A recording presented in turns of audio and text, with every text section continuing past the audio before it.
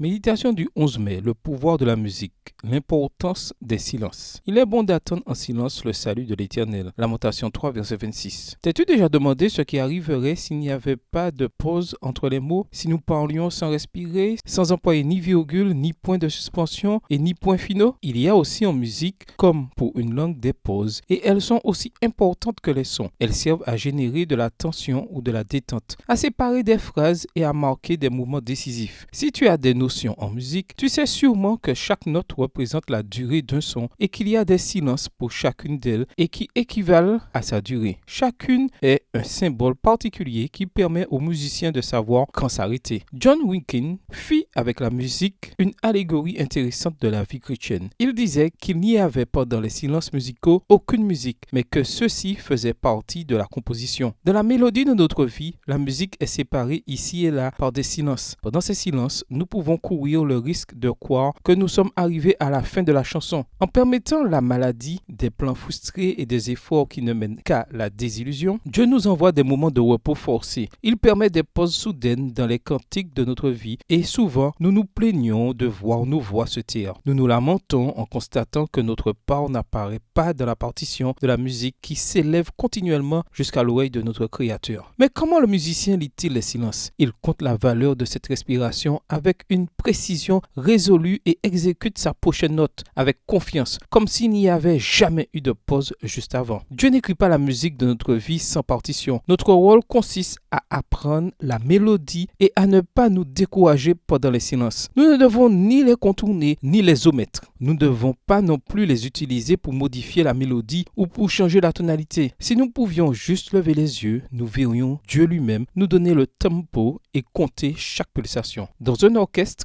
il est également très important d'accepter que, tandis que l'un doit respecter un silence, d'autres n'en ont pas. C'est ainsi que l'équilibre est donné, que l'apogée est atteinte, que les beaux solos sont entendus et que chaque son est valorisé. Dieu écrit une belle partition orchestrale qui implique non seulement ta vie, mais aussi celle de beaucoup d'autres personnes. Sois attentif à sa baguette, respecte ses indications et tu feras de ta vie quelque chose de magnifique. Bonne journée à toi et que le Seigneur te bénisse.